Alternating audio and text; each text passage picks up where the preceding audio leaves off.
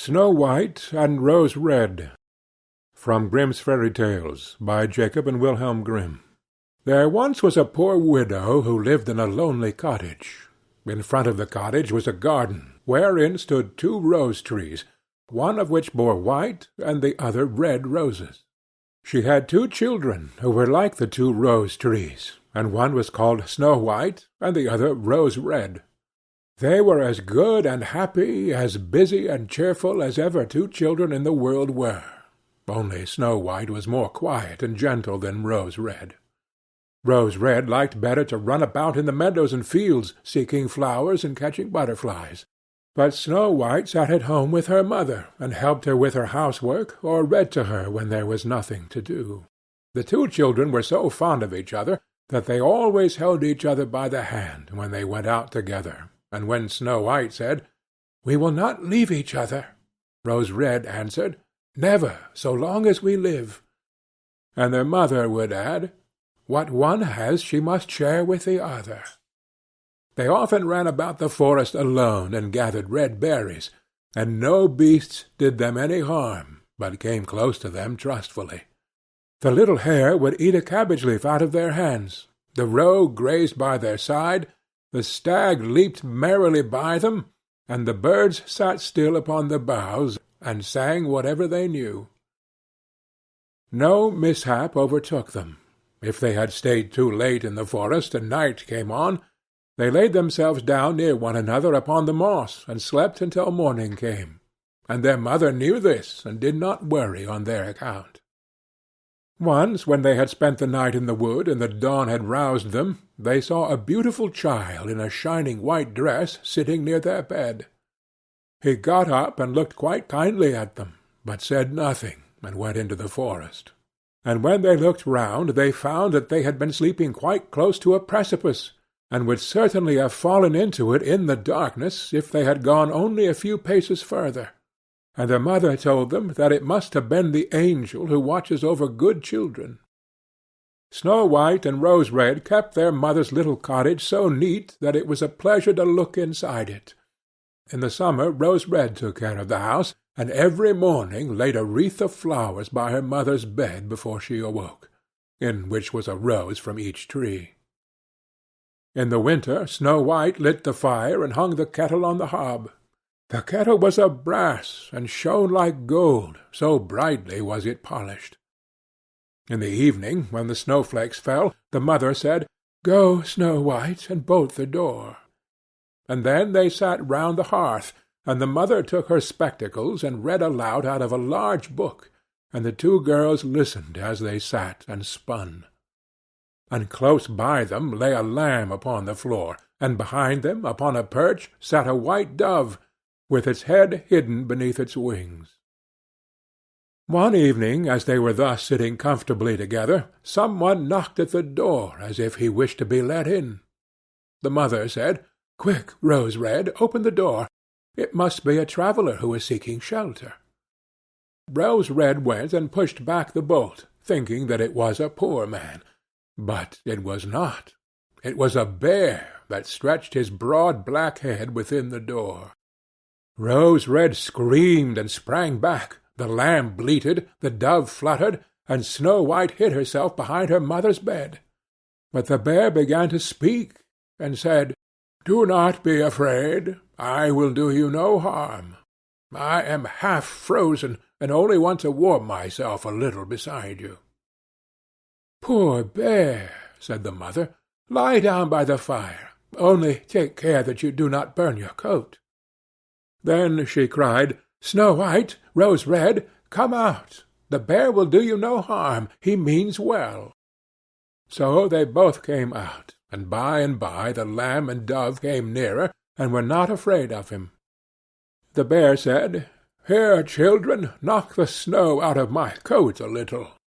So they brought the broom, and swept the bear's hide clean, and he stretched himself by the fire and growled contentedly and comfortably. It was not long before they grew quite at home, and played tricks with their clumsy guest. They tugged his hair with their hands, put their feet upon his back, and rolled him about, or they took a hazel switch and beat him, and when he growled they laughed. But the bear took it all in good part, only when they were too rough, he called out, "Leave me alive, children! Snow White, Rose Red, will you beat your wooer dead?" When it was bedtime and the others went to bed, the mother said to the bear, "You can lie there by the hearth, and then you will be safe from the cold and the bad weather." As soon as day dawned, the two children let him out, and he trotted across the snow into the forest. Henceforth the bear came every evening at the same time, laid himself down by the hearth, and let the children amuse themselves with him as much as they liked.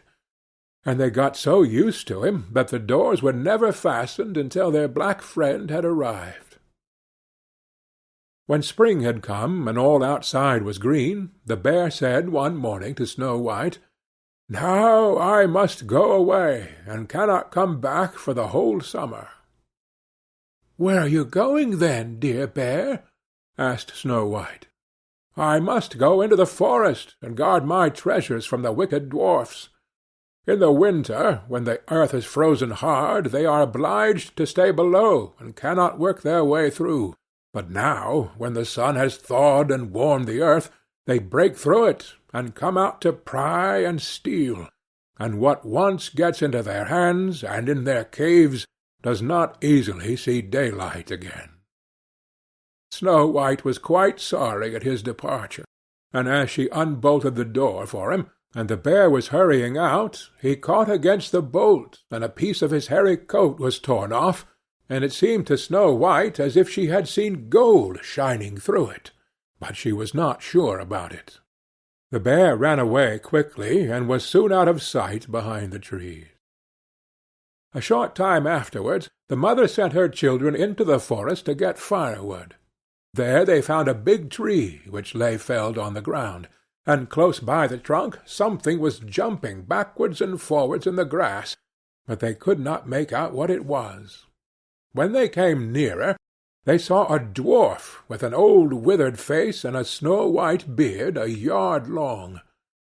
The end of the beard was caught in a crevice of the tree, and the little fellow was jumping about like a dog tied to a rope, and did not know what to do.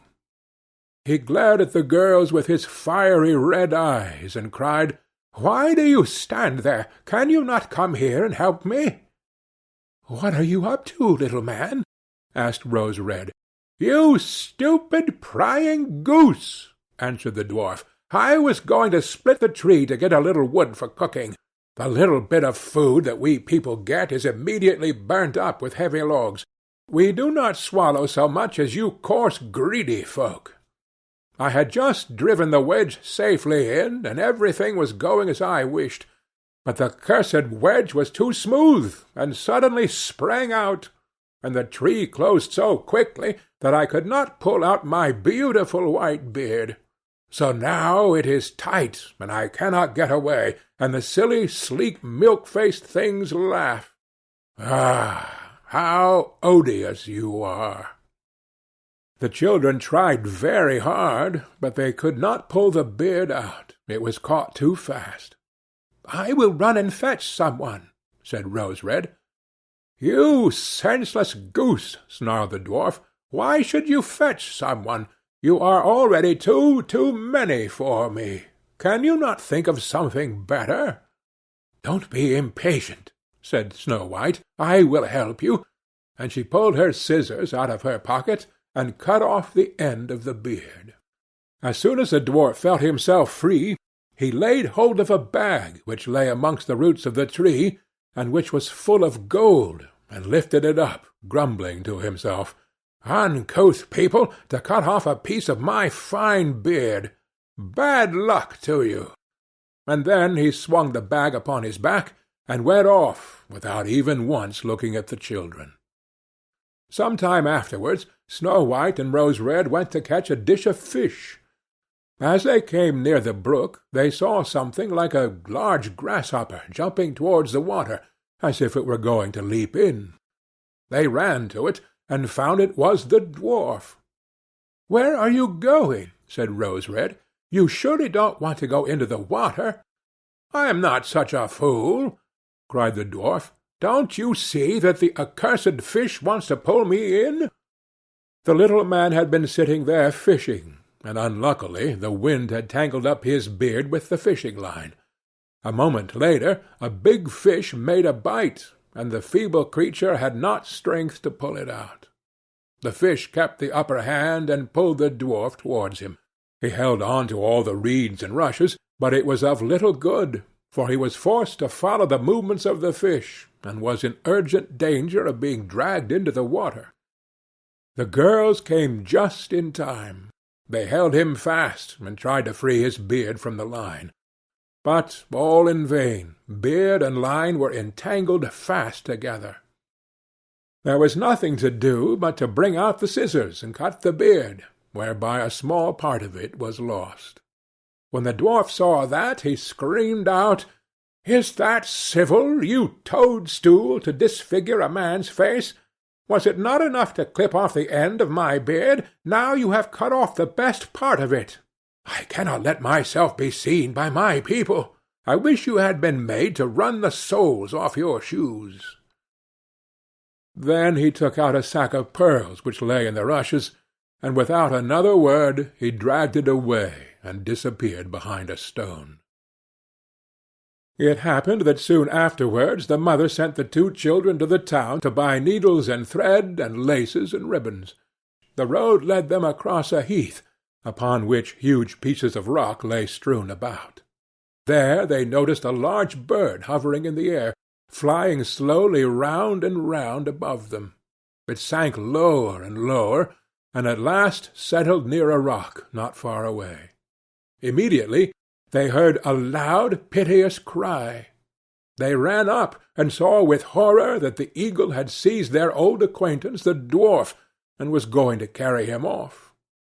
The children, full of pity, at once took tight hold of the little man, and pulled against the eagle so long that at last he let his booty go. As soon as the dwarf had recovered from his first fright, he cried with his shrill voice, "Could you not have done it more carefully? You dragged at my brown coat so that it is all torn and full of holes, you clumsy creatures." Then he took up a sack full of precious stones, and slipped away again under the rock into his hole. The girls, who by this time were used to his ingratitude, went on their way and did their business in town. As they crossed the heath again on their way home, they surprised the dwarf, who had emptied out his bag of precious stones in a clean spot, and had not thought that any one would come there so late. The evening sun shone upon the brilliant stones. They glittered and sparkled with all colours so beautifully that the children stood there and stared at them. "Why do you stand gaping there?" cried the dwarf, and his ashen-grey face became copper-red with rage. He was still cursing when a loud growling was heard, and a black bear came trotting towards them out of the forest. The dwarf sprang up in a fright, but he could not reach his cave, for the bear was already close. Then, in the dread of his heart, he cried, "Dear Mr. Bear, spare me! I will give you all my treasures. Look, the beautiful jewels lying there. Grant me my life. What do you want with such a slender little fellow as I? You would not feel me between your teeth. Come, take these two wicked girls. They are tender morsels for you, fat as young quails. For mercy's sake, eat them." The bear took no heed of his words, but gave the wicked creature a single blow with his paw, and he did not move again. The girls had run away, but the bear called to them, "Snow White and Rose Red, do not be afraid. Wait, I will come with you." Then they recognized his voice and waited, and when he came up to them, suddenly his bearskin fell off, and he stood there a handsome man, clothed all in gold. "I am a king's son," he said, "and I was bewitched by that wicked dwarf who had stolen my treasures.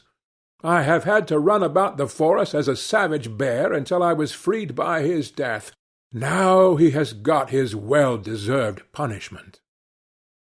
Snow White was married to him, and Rose Red to his brother, and they divided between them the great treasure which the dwarf had gathered together in his cave.